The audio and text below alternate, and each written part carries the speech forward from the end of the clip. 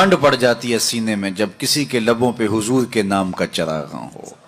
مطرب سے کہو کہ چھیڑے ذرا اس جان تمنا کا قصہ.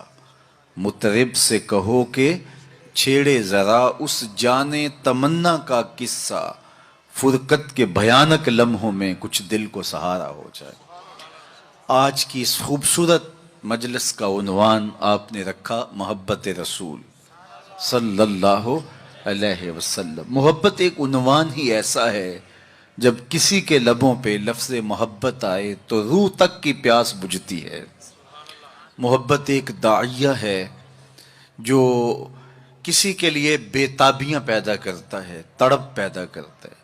کوئی دل محبت سے خالی نہیں ہو سکتا.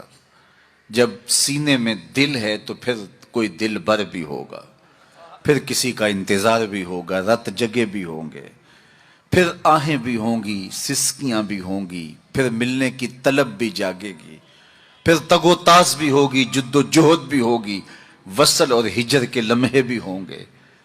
اور یہ ہو نہیں سکتا کہ دھڑکتا ہوا دل سینے میں ہو تو اس میں محبت نہ ہو. غالب نے کہا تھا کہ غم اگرچہ جاں گسل ہے پہ کیا بچیں کہ دل ہے. غم عشق اگر نہ ہوتا غم روزگار ہوتا. یہ تو ہو ہی نہیں سکتا کہ دل ہو اور کوئی دل بر نہ ہو. تو جب سینے میں دھڑکتا ہوا دل رکھا ہے تو پھر کسی کی تانگ تو ہوگی، پھر انتظار تو ہوگا، پھر کسی کے ملنے کی آس تو ہوگی، پھر رت جگے تو ہوں گے. اور اس دل کا یہی زیور ہے، یہی دل کا حسن ہے، یہ بے تابیاں ہی اس دل کا جمال ہے. اقبال نے کہا قید میں پہنچا تو حاصل مجھ کو آزادی ہوئی، دل کے لٹ جانے سے اس گھر کی آبادی ہوئی. ہر شے لٹتی ہے تو برباد ہوتی ہے، یہ لٹتا ہے تو آباد ہوتا ہے. برق گرتی ہے تو یہ نخل ہرا ہوتا ہے.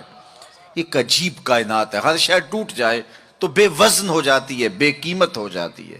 یہ شیشہ آپ گینا کتنا قیمتی ہے، لیکن اگر اس کو توڑ دیا جائے، چور چور ہو جائے تو اس کی کوئی قیمت نہیں رہے گی. لیکن جتنا زیادہ دل ٹوٹے گا اتنی ہی قیمت بڑھ جائے گی. تو بچا بچا کے نہ رکھ اسے، تیرا آئینہ ہے وہ آئینہ کہ شکستہ ہو تو عزیز تر ہے نگاہ آئینہ ساز میں. یہ جتنا زیادہ ٹوٹ جائے اتنی قیمت اس کی بڑھ جاتی ہے. تو یہ طے شدہ ہے کہ جب سینے میں دل ہے تو پھر کوئی دل بر بھی ہوگا.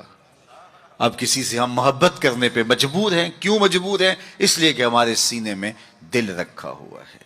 جب دل ہے تو پھر دل بر کی بھی تلاش ہوگی. اب کسی سے محبت ہم کرتے کیوں ہیں؟ اس کی بھی تو کوئی وجوہات ہوتی ہیں. کسی سے محبت کیوں کی جاتی ہے؟ عمومی طور پہ کسی سے محبت اس لیے کی جاتی ہے کہ اس کا ہمارے ذمے کوئی احسان ہے. تو ہم محبت کرتے ہیں کہ اس نے ہمیں مشکل وقت میں ہمارے کام آیا تھا، تو اس کے لیے جذبات محبت پیدا ہو جاتے ہیں. اگر کسی سے محبت اس لیے کی جاتی ہے کہ اس کا کوئی احسان ہے ہمارے ذمے، تو پھر آؤ حضور سے محبت کریں، اس لیے کہ ہم اپنے وجود میں بھی ان کے محتاج ہیں. اگر وہ جلوہ گر نہ ہوتے تو کائنات کو خلعت وجود ہی نہ ملتا. محمد نہ ہوتے تو اے بندہ پرور خدا خود ہی ہوتا، خدا ہی نہ ہوتی. یہ کائنات کو تعین نصیب نہ ہوا ہوتا اگر حضور تشریف نہ لاتے. کائنات کو وجود ہی نہ بخشا جاتا اگر حضور جلوہ گر نہ ہوتے. اقبال کا لہجہ بھی دیکھ لیجئے. ہو نہ یہ پھول تو بلبل کا ترنم بھی نہ ہو، چمنے دہر میں کلیوں کا تبسم بھی نہ ہو. نہ ہو یہ ساقی تو پھر میں بھی نہ ہو، خم بھی نہ ہو، بزم توحید بھی دنیا میں نہ ہو، تم بھی نہ ہو. خیمہ افلاک کا استادہ اسی نام سے ہے، نبض ہستی تب شامادہ اسی نام سے ہے. کسی سے اس لیے پیار کیا جاتا ہے کہ وہ ہم سے پیار کرتا ہے، تو پیار کے بدلے میں پھر پیار کیا جاتا ہے. یہ ایک داعیہ ہے کسی سے پیار کرنے کا. اور اگر آپ کسی سے اس لیے پیار کرتے ہیں کہ وہ ہم سے پیار کرتا ہے، تو غار سجدہ کے نوکیلے پتھروں پر پیشانی رکھ کے تمہارے لیے کون آنسو بہاتا رہا؟ دنیا پہ جلوہ گر ہوتے ہوئے اس امت کی بخشش کی دعائیں کون کرتا رہا؟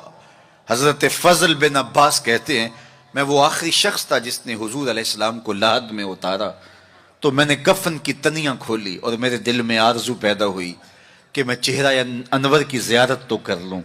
جب میں نے تھوڑا سا کفن کو سرکایا تو لب ہل رہے تھے. مجھے شوق ہوا کہ میں سنوں اس موقع پہ کیا کہہ رہے ہیں، تو میں نے اپنے کان کو حضور کے ہونٹوں کے قریب کیا تو آواز آ رہی تھی، رب حب لی امتی، اللہ میری امت کا معاملہ میرے ہاتھوں میں ہی دے دے.